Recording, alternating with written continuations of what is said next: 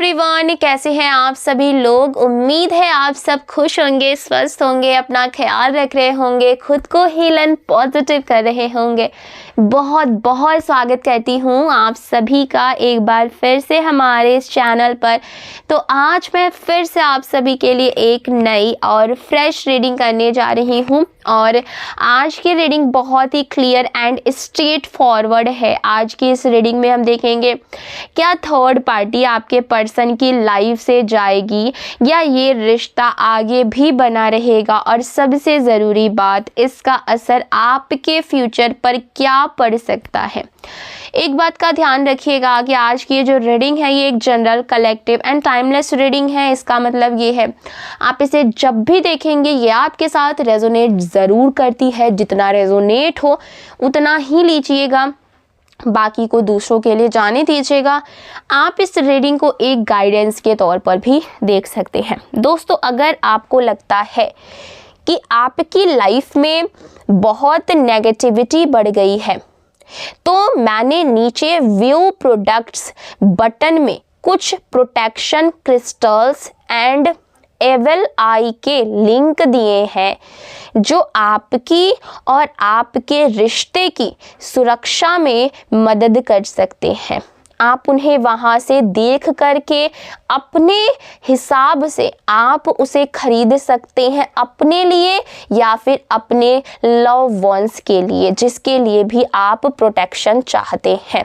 Okay, तो आज की जो रीडिंग है ये मेल हैं आप, फीमेल हैं, मैरिड हैं, अनमैरिड हैं, इंडिया से देख रहे हैं, इंडिया से बाहर से देख रहे हैं, आप इस रीडिंग को देख सकते हैं। ये रीडिंग सबके लिए है। आपको क्या करना है, अपना नाम जो है वो कमेंट सेक्शन में ज़रूर से क्लेम कर देना है और अपने पर्सन का नाम अपने मन में 3 बार ज़रूर दोहराना है। इससे आप दोनों की जो एनर्जी है आज की इस रीडिंग से कनेक्ट हो पाएगी और हम सही जान पाएंगे कि डिवाइन एंजल्स हमें क्या मैसेजेस देना चाहते हैं एंड आपकी एनर्जी हमें क्या संकेत दे रही है। अगर इस वीडियो से आपको थोड़ी सी भी क्लैरिटी मिलती हो, हेल्प मिलती हो, तो प्लीज़ वीडियो को लाइक करिएगा, शेयर करिएगा। चैनल पर पहली बार आए हैं, अभी तक सब्सक्राइब नहीं किया है तो सब्सक्राइब करके बेल आइकन ज़रूर दबाइएगा, जिससे आने वाले वीडियोज़ के नोटिफिकेशंस आपको सबसे पहले मिलते रहेंगे। ओके, चलिए सबसे पहले मैं आपको कार्ड्स बता देती हूँ, उसके बाद हम एनर्जीज़ को चेक करना शुरू कर देंगे। तो कार्ड्स कुछ इस तरीके से आ रहे हैं।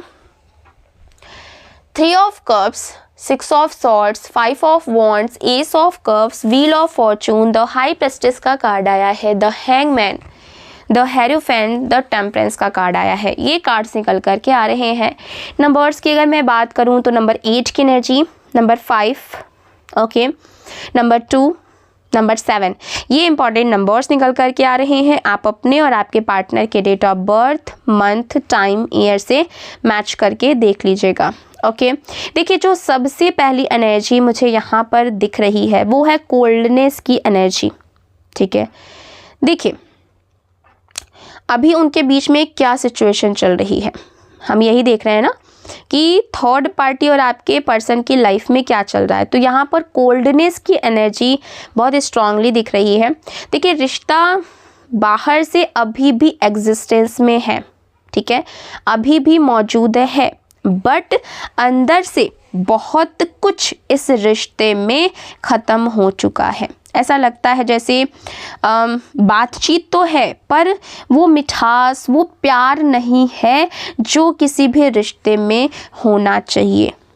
साथ है, ठीक है, साथ है पर वो कनेक्शन, वो जुड़ाव नहीं है। ठीक है, उम्मीदें हैं पर भरोसा नहीं है, ट्रस्ट यहाँ पर एक दूसरे के ऊपर बिल्कुल भी नहीं है। दोनों के बीच में शिकायतें बहुत ज़्यादा हैं। हर बात में ये है कि तुमने ये नहीं किया, तुम बदल गए हो, मैंने इतना सहा, जैसी मतलब यहाँ पर तू मैं वाली चीज़ें जो है वो ज़्यादातर यहाँ पर एनर्जी मुझे दिखाई दे रही है। एक तरह से दोनों ना विक्टिम मोड में हैं। दोनों को लगता है कि उनके साथ अन्याय हुआ है, उनके साथ सही नहीं हुआ है। दोनों अपनी अपनी चीज़ों को बोल रहे हैं। ठीक है, अगर ये रिश्ता जो है शादीशुदा रिश्ता है तो सिचुएशन काफ़ी ज़्यादा टॉक्सिक हो चुकी है। और यहाँ पर लीगल सेपरेशन की बातें हो सकती हैं, कोर्ट डाइवोर्स या अलग होने की प्लानिंग चल रही हो सकती है।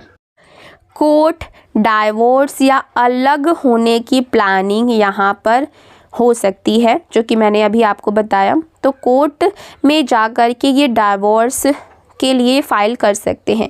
कोई एक व्यक्ति है जो अड़ गया है कि अब बस और नहीं, लेकिन साथ ही कोई एक है ऐसा जो रोकने की कोशिश भी कर रहा है, इस रिश्ते को बचाने की कोशिश भी कर रहा है। बच्चों के लिए इतना समय साथ बिताया है, थोड़ा सा और ट्राई करते हैं। ये वाली सिचुएशन कहीं ना कहीं इन दोनों के रिश्ते में अभी आ रही है, समाज के लिए, बच्चों के लिए। ठीक है, तो ये ऐसा इन दोनों में से है जो सोच रहा है कि अगर इतना समय हम लोगों ने साथ में बिताया है तो एक बार थोड़ा और ट्राई कर लेते और कोशिश कर लेते हैं। मतलब रिश्ता अभी भी सांस ले रहा है, बट बहुत ही मुश्किल से। अगर ये सीक्रेट या अनमैरिड रिलेशनशिप है तो यहाँ सबसे बड़ी समस्या इनसिक्योरिटी एंड बदनामी का डर है। ये रिश्ता खुले में एक्सेप्ट नहीं किया जा सकता और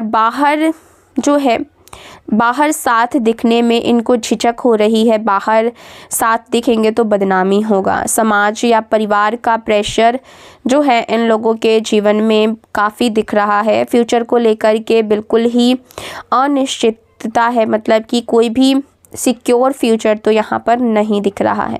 एक व्यक्ति कह सकता है कि अगर तुम मुझे प्यार नहीं दे सकते तो ये रिश्ता ख़त्म कर दो। मतलब रिश्ते में स्टेबिलिटी नाम की कोई भी चीज़ नहीं दिख रही है। देखिए, इस समय इन दोनों के बीच में एक पॉज चल रहा है, मतलब सारी चीज़ें रुक सी गई हैं, पॉज मोड में है। मैसेज देखे जा रहे हैं पर जवाब नहीं दिए जा रहे, इग्नोर किए जा रहे हैं। कॉल्स उठाने में हिचकिचाहट हो रही है। फेस टू फेस बात करने से ये दोनों बच रहे हैं।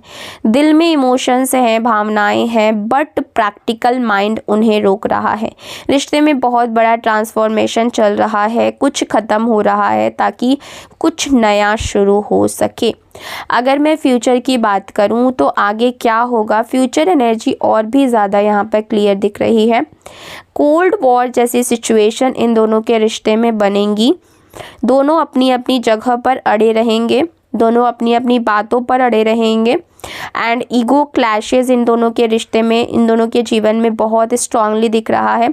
बात करने से ये बचेंगे, बात करने से खुद को रोकेंगे, पुरानी बातों को बार बार ये उठा कर के लाएंगे, जिससे इन दोनों के बीच में और ज़्यादा प्रॉब्लम्स जो हैं वो होती चली जाएंगी और ज़्यादा कॉम्प्लिकेशंस में ये रिश्ता चलता चला जाएगा। ठीक है, एक व्यक्ति जो है वो पास्ट में अटका रहेगा और दूसरा अपने फ्यूचर को देखने में लगने लगेगा। यहाँ पर ये भी दिख रहा है कि दिल में फीलिंग्स हो सकती है बट एक्सप्रेशन नहीं होगा। साथ रह कर के भी अकेलापन बढ़ेगा, ऐसा लगेगा कि एक छत के नीचे हैं बट मीलों की दूरियां हैं। पहले रिश्ता उनकी दुनिया था, अब दोनों अपनी अपनी दुनिया बनाने में लग जाएंगे।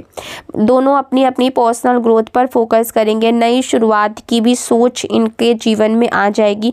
अपने अपने जीवन में एक नई शुरुआत करने के बारे में सोचेंगे। खुद की खुशी ये पहले देखेंगे, दूसरों के बारे में ये कम ही सोचेंगे। मतलब रिश्ता अब जो है वो सेकेंडरी तौर पर हो जाएगा।